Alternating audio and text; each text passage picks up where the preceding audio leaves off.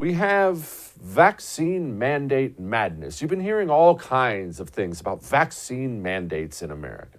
Joe Biden came out, of course, with that famous press conference. Every employer over 100 people. Of course, he's going to require the military. The military has to. Every federal employee. You have politicians like Bill de Blasio. Everyone in New York has to have a vaccine to even eat in a restaurant. All of our cops, all of our firefighters. It's vaccine mandate time. And then they came out and they made all these announcements, right? So we've been arguing about vaccines and vaccine this and vaccine mandates and the damage it'll do and so on and so forth. And then they've gone to step two. First, they said these vaccine mandates were coming. And then they've been out there touting the successes of it. How many speeches have you seen from Joe Biden? This 99% of this airline is vaccinated. We're seeing over 90% here and over 90% there. It's working. It's a huge success. De Blasio's out there saying the same type of stuff. They're a huge success. But here's the thing. The kids are getting older. And they're starting to pick up on something. And the entire United States of America is about to find something out. I'm not the Incredible Hulk. What do I mean? What am I talking about? Well, the mandates haven't actually been official yet in most places. Even most private businesses. My show, the emails fill up my show every day of Jesse, my employer's mandating it November. Jesse, my employer's mandating it December. November and December seems to be the 2 months most of these employers have picked to say this date you're vaccinated or you're fired. The federal government, same situation. You have till this date or you're fired. New York's is actually coming sooner than that. We'll get to that in a moment. What I'm trying to tell you is first we got the mandate announcements, then we got the lies about the success of the mandates, but up to this point in time, it's all smoke and mirrors. We don't actually know what the real fallout is going to be because the mandates haven't become official yet.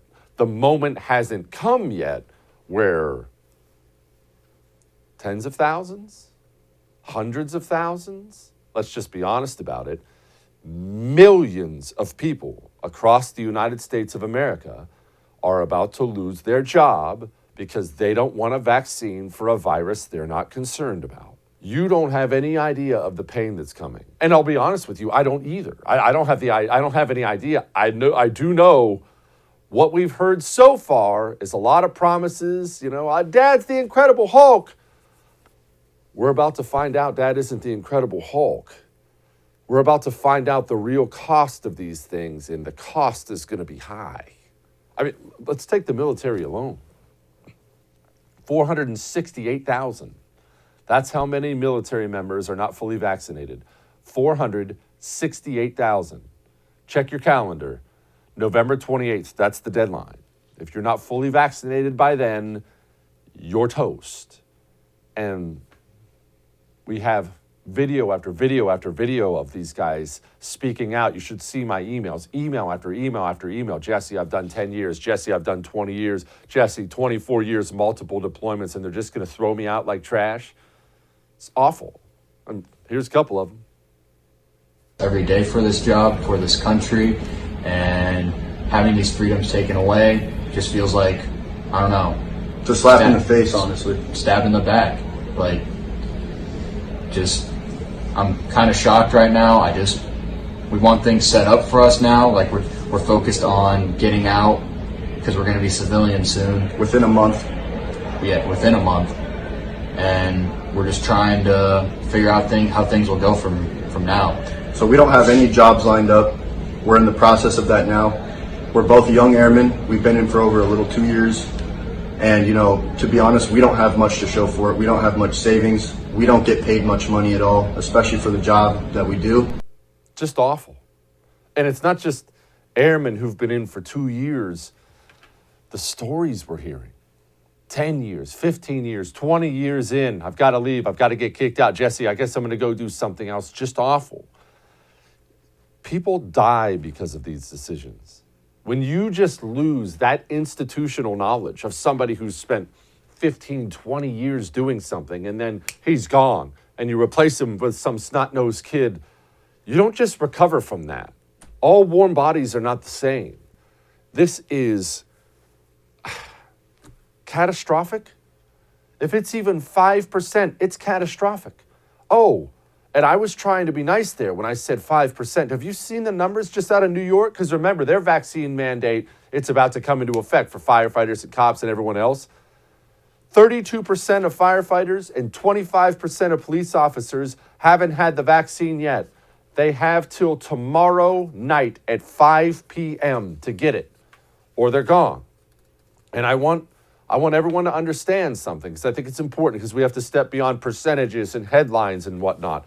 I want everyone to understand what that looks like, right? Before any vaccine mandate, retirements were already up on the NYPD 400%. 400%. They were already losing cops faster than they can get more in. You know what it's like when 5%, 10%, 25% of the police force goes bye-bye? You want to know what that actually looks like in real life? It looks like somebody gets their door kicked in and they hide underneath their bed and they call 911 because they're pretty sure they're about to die. Their kids are in the next room crying and screaming.